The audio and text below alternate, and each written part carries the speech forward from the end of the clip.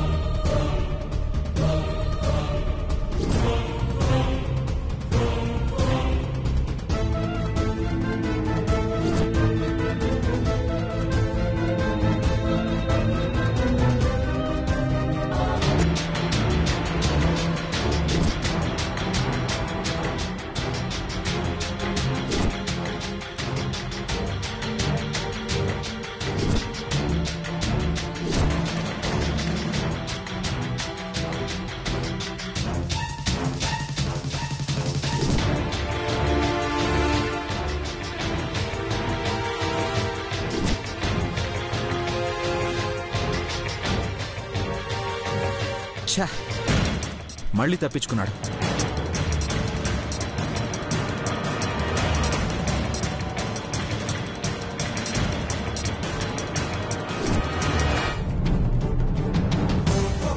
బాధపడకండి ఆఫీసర్.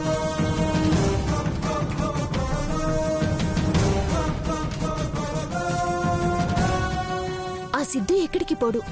మనం వచ్చే ముందు నాకు బావి దగ్గర ఇది దొరికింది.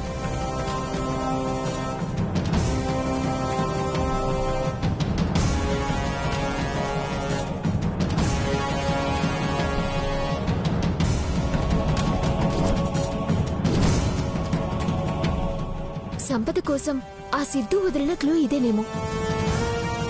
చూడండి, దీని మీద ఏం రాసిందో. ఇందులో అడవి పోచమ్మ అంటే ఈ తల్లే కదా. ఈ పోచమ్మ దగ్గర మిస్ అయిన గన్నేరు గడ్డ దగ్గర ఆ పోచమ్మ పట్టిస్తుంది. త్వరగా పదండి ఆఫీసర్.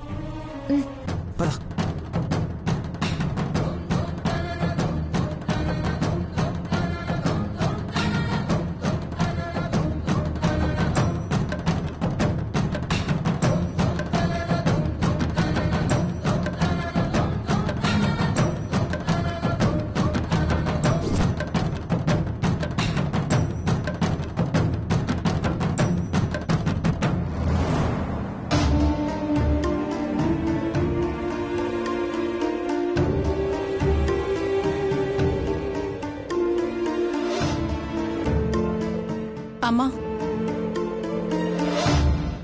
పోయిన నగలన్నీ ఒక్కడు కూడా పోకుండా దొరకాలని మొక్కుకో. ఆ సిద్ధుగాడి పీడ ఈరోజు విరగడైపోవాలి. అమ్మ తలుచుకుంటే ఎంతసేపు? అమ్మవారి ఒంటి మీద నగలు కూడా తీసుకుపోయారు. ఆ అమ్మవారు చూస్తూ ఊరుకుంటుందా?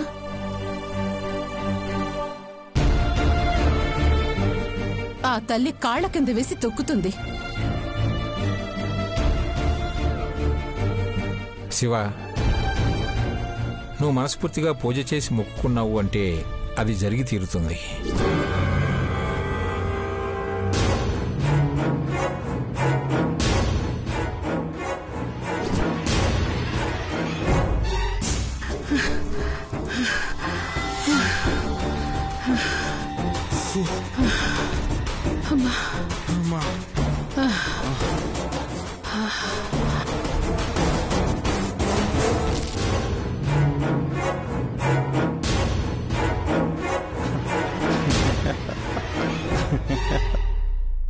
Yes!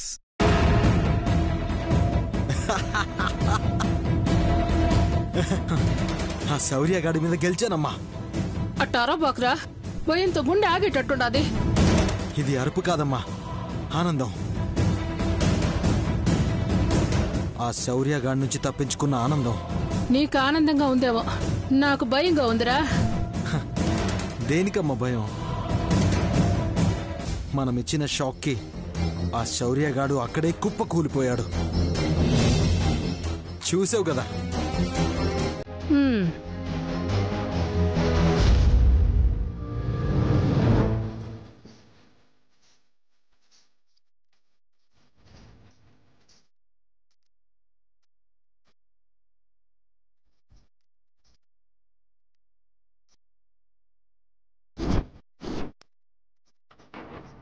ఏందో చేతిలో ఏమీ లేనప్పుడు ఏమీ లేదని బాధపడితివి.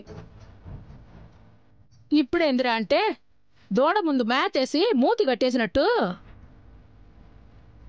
ఇంత బంగారు ఉన్నా ఏమీ చేయడానికి లేకపాయా. పైగా శౌర్య ఎబ్బడబట్టమొట్టి. మనం భయపడాల్సిన అవసరం లేదమ్మా. ఆ శౌర్యగాడు మనం ఎక్కడున్నామన్నది కనుక్కోవడం చాలా కష్టం.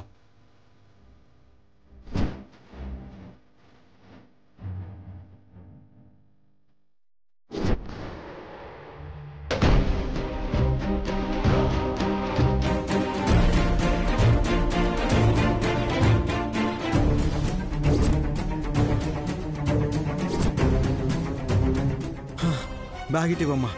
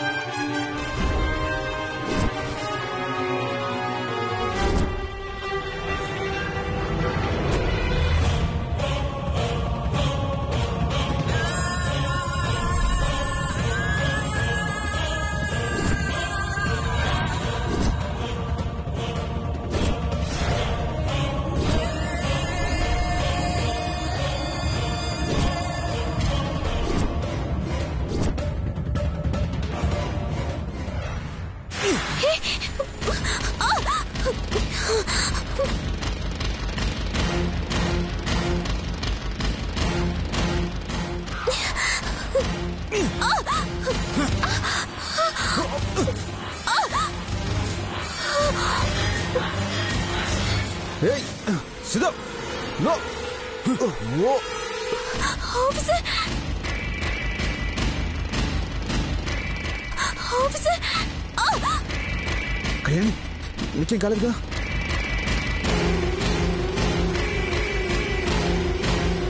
కళ్యాణి, కళ్యాణి.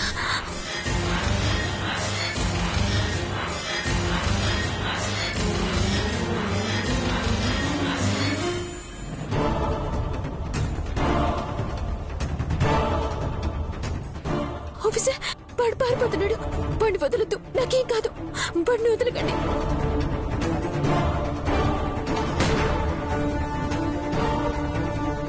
అమ్మా, పరిగెత్తమ్మా.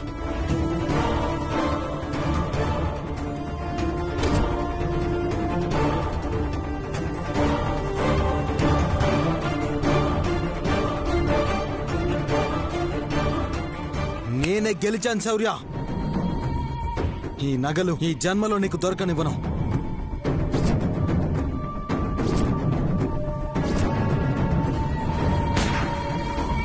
అమ్మా, పద.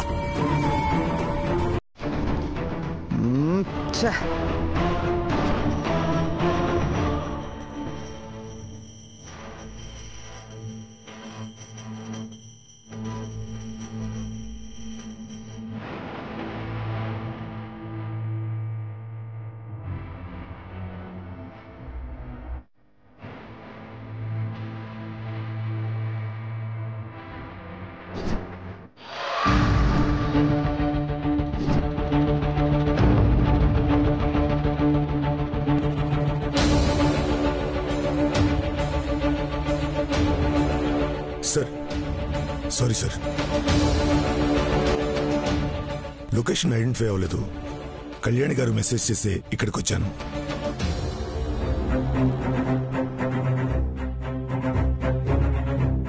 దొరికినట్టే దొరికి వాడు మళ్ళీ మిస్ అయ్యాడు. ఇప్పుడు ఎలా ఆఫీసర్?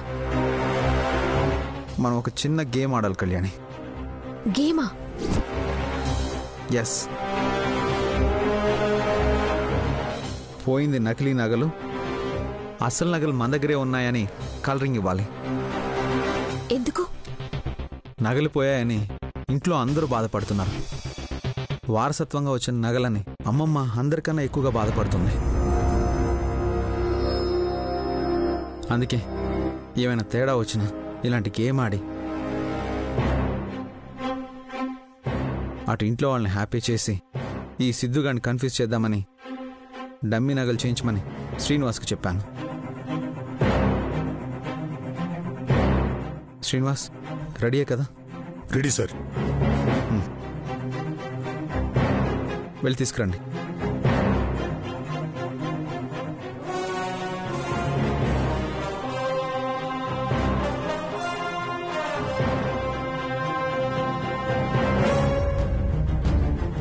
సార్,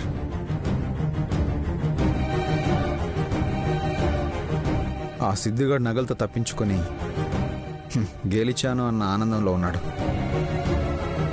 వాడి వెళ్తూనే వాడి కంట్లో పడవాలి. అందుకే ఈ గేమ్. కానీ నానమ్మని, ఇంట్లో వాళ్ళని అందరినీ మోసం చేస్తున్నామేమో. మనం ఎవరిని మోసం చేయడం లేదు. నగలు దొరికేంత వరకు ఇంట్లో వాళ్ళు బాధపడకుండా మేనేజ్ చేస్తున్నాం అంతే.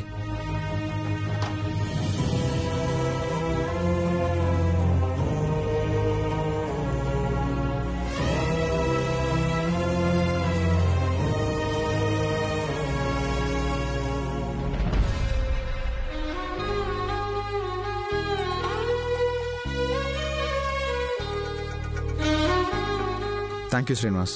It's okay sir. Sir, Kalyani పద.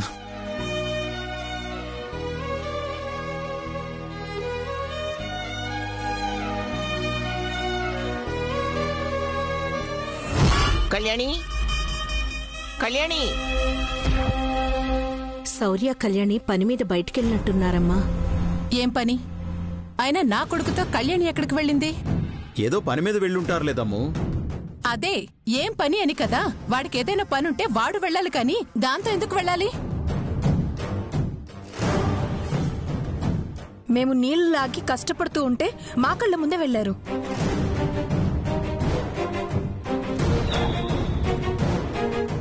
ఇప్పుడు నీ బాధ నీళ్లు తోడినందుకు కాదు, వాళ్ళు వెళ్ళినందుకు, అంతేగా? వస్తుందిగా, చెప్తాను దాని సంగతి. అదిగో మాటల్లోనే వస్తున్నారు, నువ్వే అడుగు.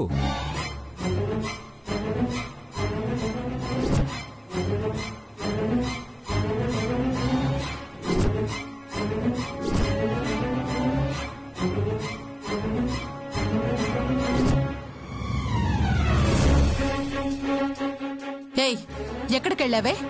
ఇంట్లో నేనున్నానన్న భయం కూడా లేకుండా నా కొడుకుతో బయటికి పోతావా? అమ్మా, కళ్యాణిని నేనే తీసుకెళ్ళాను. అదే ఎందుకు? ఈ బంగారం తీసుకురావడానికి.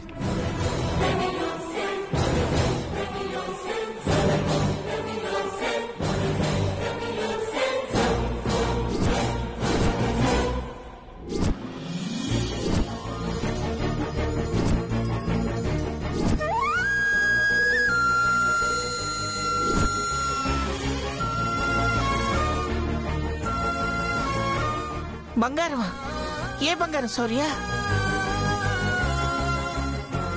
మన బంగారమే అమ్మమ్మ.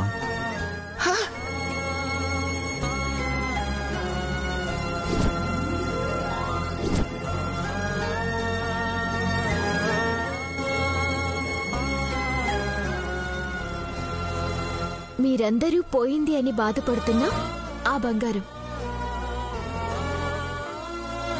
పోయిన బంగారం దొరికిందా? ఏది? ఎక్కడ దొరికింది?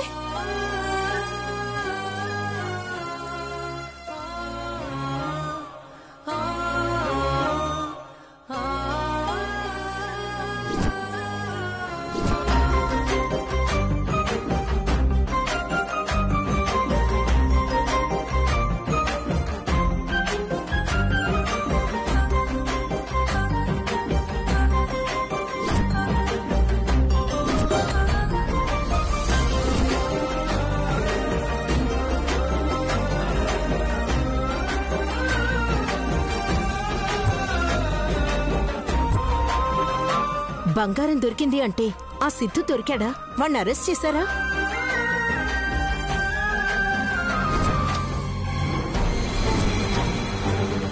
దొరకగానే అరెస్ట్ చేయడం ఎందుకురా? ఎన్కౌంటర్ చేసి పారేయాల్సింది.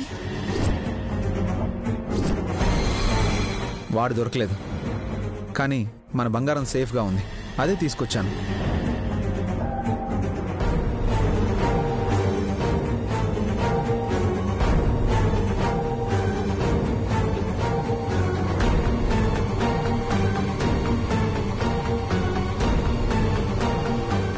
వాడు దొరకకుండా బంగారం ఎలా దొరికింది? అసలు ఎక్కడ దొరికింది? అసలు బంగారం పోతేనే కదా తాతయ్య దొరకడానికి.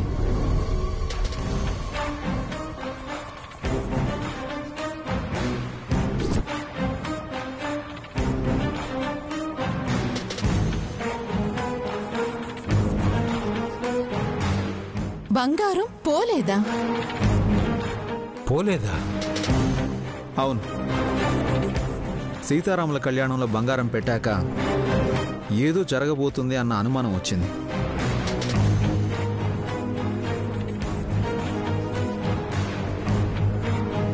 అందుకే రాత్రికి రాత్రి ఎవరికి తెలియకుండా ఆ బంగారాన్ని మహాలక్ష్మి దగ్గర పెట్టి నకిలీ నగల్ని దేవుడికి అలంకరించాం.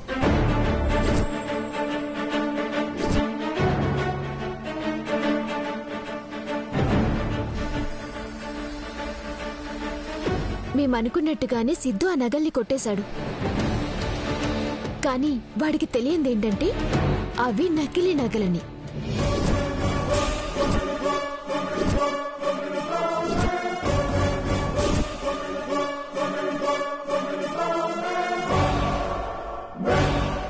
వాడికి కాదే, మాకు మాత్రం తెలిసిందా?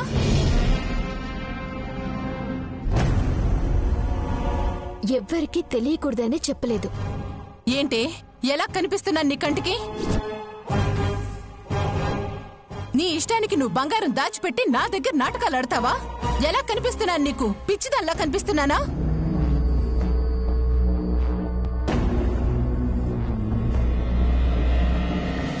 అది కాదత్తయ్య. ఏది కాదే?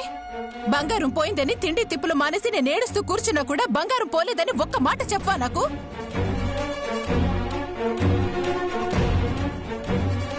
పైగా వాడు తీసుకుపోయాడు, వాణ్ణి పట్టుకోవాలంటూ నాటకాలు ఆడతావా? ఇంట్లో ఒక్కరికి తెలిసినా అది ఆ సిద్ధుగాడికి తెలుస్తుందని నేనే చెప్పలేదమ్మా.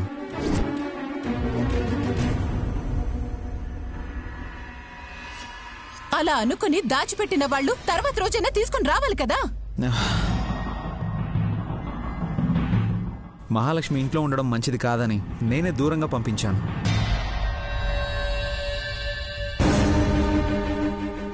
ఈ రోజే వచ్చింది, రాగానే వెళ్ళి నగలు తీసుకొచ్చాం. పోనీలే, పోయాయనుకున్న నగలు దొరికాయి, మన పూజలు ఫలించాయి. ఇన్ని అబద్ధాలు చెప్పారంటే ఈ నగలు మహాలక్ష్మి దగ్గర దాచిపెట్టారని మాత్రం నమ్మకం ఏంటి?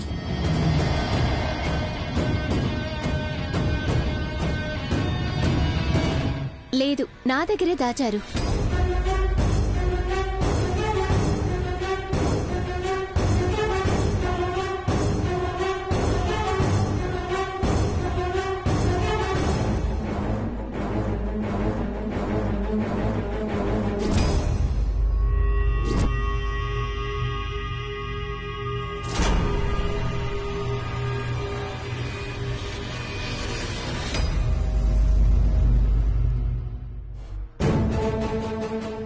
మరి నువ్వైనా ఓ మాట చెప్పొచ్చు కదా మహాలక్ష్మి.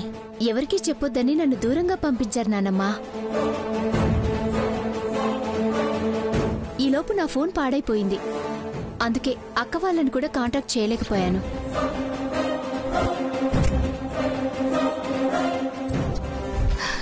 మొత్తానికి బంగారం ఇంటికి చేరింది, అది చాలు. ఏది చాలమ్మా? ఈ రోజు ఏ విషయంలో అబద్ధం చెప్పిన వాళ్ళు రేపు ఏం జరిగినా అబద్ధం చెప్పరని గ్యారంటీ ఏంటి?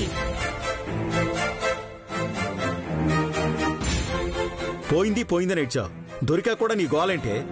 కన్న తల్లి నేను, నాకు కూడా చెప్పలేదంటే నా కోపం రాదా? అమ్మా, నేను నీకు చెప్పకూడదని కాదు, నగలు మహాలక్ష్మి దగ్గర ఉన్నాయి అంటే మహాలక్ష్మికి అది ప్రమాదం.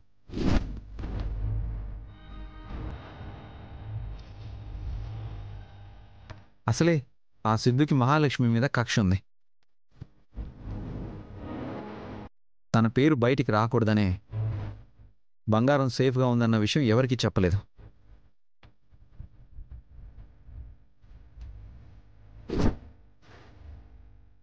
ఉదయం లేచి పూజ మొదలు పెట్టాను. పూజ పూర్తవగానే శుభవార్త తెలిసింది. వారసత్వంగా వచ్చిన నగలు మళ్ళీ క్షేమంగా ఇంటికి చేరాయి. అది నాకు చాలా ఆనందంగా ఉంది.